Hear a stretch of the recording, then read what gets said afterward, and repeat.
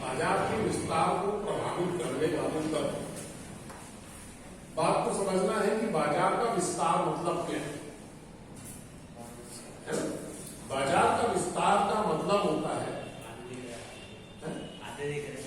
उससे क्या मतलब है? ये तो दिख रहा है, ये दिख रहा है। बाजार के विस्तार को प्रभावित करने वाले तत्व। बाजार के विस्तार को प्रभावित करने वाले तत्वों में हम आपको क्या ध्यान में रखना है? आप देखिए, कोई भी बाजार कितना विस्तृत होगा, माने कितना बड़ा होगा, अलग अलग प्रकार की वस्तुओं के बाजार होते हैं। आप देखिए, सोने के जेवरों का बाजार होता है, कपड़े का अलग बाजार होता है, गल्ले का अलग बाजार होता है। हर चीज का बाजार कैसा है? अलग अलग है ना? तो बाजार का विस्तार माने कितना, कौन सी वस्तु का बाजार कितना अधिक विस्तारित होगा और कितना कम विस्तारित। कई बाजार ऐसा होता है ना जो कम विस्तारित होता है। कैसे कम विस्तारित होता है? बोले साहब देखिए, फॉर एग्जाम्पल रेत ईंट का बाजार जो है वो स्थानीय बाजार है। आपने कभी नहीं सुना होगा कि छिंदवाड़ा की रेट दिल्ली में बुलाई जा रही है या दिल्ली में बिल्डिंग बन रही है तो छिंदवाड़ा से ईंट मंगाई जा रही है। नहीं होगा। क्यों? क्योंकि वो वजन में भारी है, बहुत महंगा पड़ जाएगा। तो उसका विस्तार कैसा है? संकुचित है ना? और कई बाजार, कई वस्तुओं का बाजार ऐसा होता है जो कैसा होता है? काफी व्यापक होता है। अब आप उदाहरण के लिए ले लें कि जैसे फॉर एग्जाम्पल सोने या चांदी का बाजार ले लीजिए। ये आपको बाजार विश्व स्तरीय मिलेगा, विश्व स्तरीय बाजार मिलेगा। ठीक है ना? आवाज की जरूरी है, कोरोना की है। पुराना याद दिला देता है साइबर में, कोरोना की याद दिलाता है। मास्क है जरूरी, 2 गज की पूरी, क्यों साहब? तो अब बाजार के विस्तार को प्रभावित करने वाले तत्व में देखें हम तो कुछ तो वस्तु की विशेषताएं जो है बाजार के विस्तार को प्रभावित करती है। कुछ ऐसी होती, जैसे सपोज मान लीजिए इसमें दिया हुआ व्यापक मांग। देखिए, कुछ वस्तुओं की मांग जो है व्यापक है। जैसे आप ले लीजिए किराना सामान में नमक, चाय पत्ती, इनकी मांग कैसी है? व्यापक है। तो बाजार भी कैसा मिलेगा आपको? व्यापक से मिलेगा, है ना? और कुछ वस्तुओं की मांग जो होती है वो व्यापक नहीं होती, सीमित होती है। अब हीरे का ले लें आप, हीरे का बाजार ले लें आप, तो इसका बाजार संकुचित मिलेगा। हीरे का बाजार जो है वो गुजरात में मिलेगा, क्योंकि गुजरात में ही हीरे तरासे जाते हैं। छिंदवाड़ा में थोड़ी ना, दुकानों में मिल जाएगा, वो एक अलग बात, लेकिन बाजार तो वहीं का है ना। और फिर हम लोग हर कोई तो गोल्ड वो हीरा नहीं पहनता ना, ठीक है ना? तो वस्तु की, आप ध्यान से सुनिए कैसा लिखना है। वस्तु की व्यापक मांग बाजार को प्रभावित करती है। ऐसी वस्तुएं जिनकी मांग बहुत अधिक होती है उनका बाजार व्यापक होता है, और जिनकी मांग कम होती है उनका विस्तार संकुचित होता है। आगे बात समझ में। इसके बाद नंबर 2 दिया हुआ वहनीयता। वहनीयता शब्द का अर्थ हमें मालूम होना चाहिए, वजन में हल्की, कम स्थान घेरने वाली। वजन में हल्की और कम स्थान घेरने वाली वस्तु को ही वहनीय वस्तु कहा जाता है। माने वहनीयता शब्द का अर्थ मालूम होगा तब हम इसकी डीलिंग लिख पाएंगे, अन्यथा नहीं। तो ऐसी वस्तुएं जो वजन में हल्की होती है और कम स्थान घेरती है उनका बाजार हमेशा आपको व्यापक मिलेगा। जैसे कपड़ों का बाजार वजन में हल्की है, कम स्थान घेरती है, तो विश्व स्तरीय व्यापार है, तो कपड़ों जिन वस्तुओं में वहनीयता का गुण पाया जाता है उनका बाजार व्यापक होता है, और जिनमें वहनीयता का गुण नहीं पाया जाता उनका बाजार संकुचित होता है। बात समझ में आ रही है सबके? अब इसके बाद आता है टिकाऊ। टिकाऊपन का मतलब होता है वे वस्तुएं जो लंबे समय तक के बिना खराब हुए टिक जाती हो, उन वस्तुओं को हम टिकाऊ वस्तुएं। तो स्वाभाविक है कि ऐसी वस्तुएं जिनमें टिकाऊपन का गुण होगा उनका बाजार कैसा मिलेगा आपको? व्यापार। सड़े निकलने की समस्या ही नहीं है तो उनका व्यापार बाजार कैसा मिलेगा? व्यापार। और जिन वस्तुओं में टिकाऊपन का गुण नहीं होगा उनका बाजार संकुचित मिलेगा। जैसे दूध, दही, पनीर का व्यापार जो है वो आपको कैसा मिलेगा? संकुचित मिलेगा। छिंदवाड़ा का माल छिंदवाड़ा में बिकेगा, दिल्ली में जाके तो बिकने से रहा, क्योंकि वहां तक के पहुंचेगा तो सड़ जाएगा ना। पूर्ति की मात्रा, देखिए मार्केट के अंदर में कुछ वस्तुएं ऐसी होती है जिनकी पूर्ति की मात्रा कंटिन्यूटी में होती चली जाती है।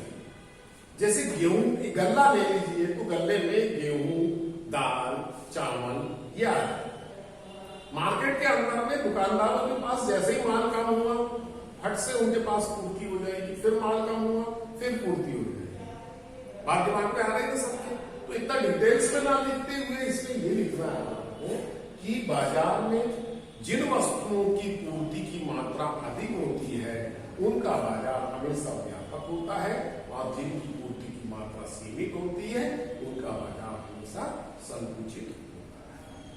बात समझ में? अब इसके बाद 12 नंबर में दिया हुआ है देश की आंतरिक दशाएं से संबंधित तथ्य। माने देश की आंतरिक दशाएं माने आपका देश का वातावरण कैसा है। देश का वातावरण भी बाजार के विस्तार को प्रभावित करता है। कैसे प्रभावित करता है उसको आप समझिए।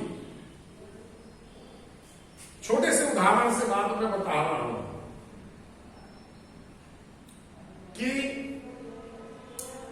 साहू जी को 1 करोड़ रुपए दिया जाए, सरकार 1 करोड़ रुपए दे रही साहू जी को कि ये 1 करोड़ रुपए लो साहू जी और तुम जाके पाकिस्तान में व्यापार करो।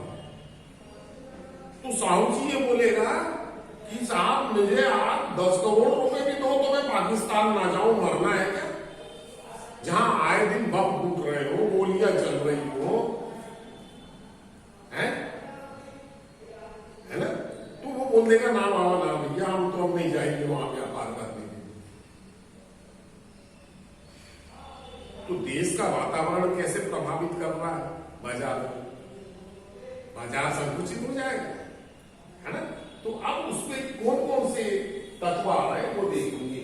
यातायात व संचार के साधन। यातायात व संचार के साधन जो है उसमें देखिए एक समय था भारतवर्ष के 100 ईयर पूर्व की बात यदि अपन करें तो हमारे हिंदुस्तान में सड़कें भी नहीं,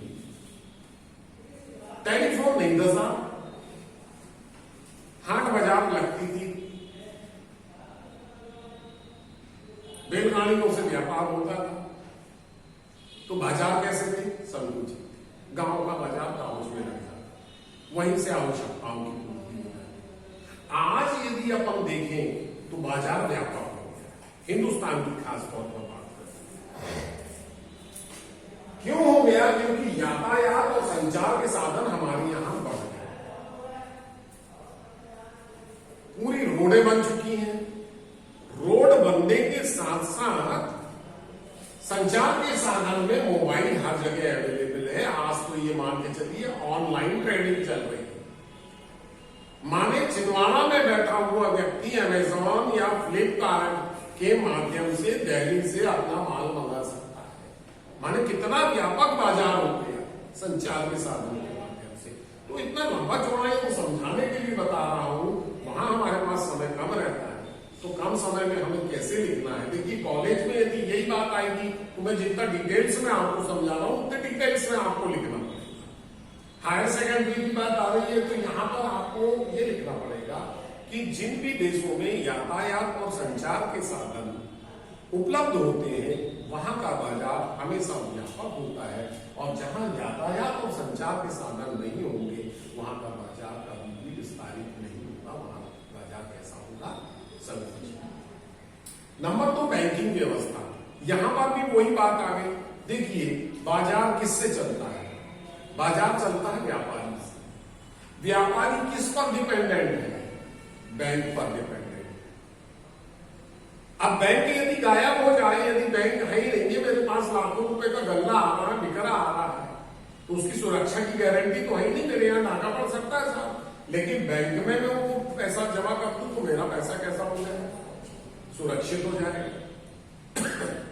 छोटी सी बात से मैंने बताया कि बैंक, अब लिखना कैसे है आपको कि जिन देशों में बैंकिंग व्यवस्था बहुत अच्छी होती है वहां का बाजार व्यापक मिलेगा, और जहां पर बैंकिंग व्यवस्था नहीं है वहां का बाजार संकुचित मिलेगा।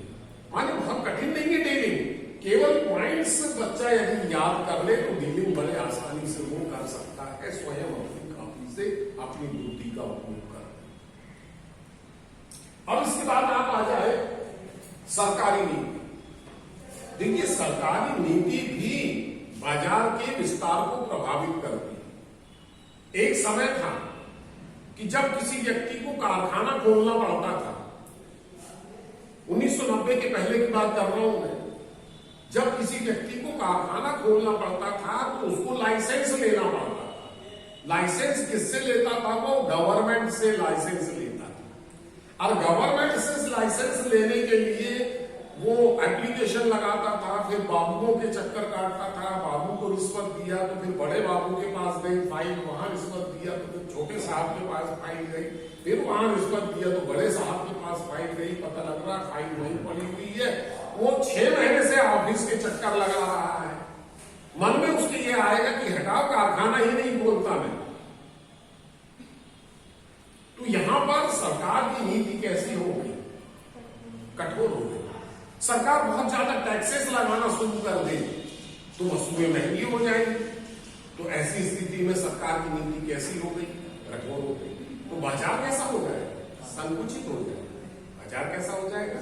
संकुचित हो जाएगा। बात समझ में आई कि नहीं आपकी? अब लिखेंगे कैसे?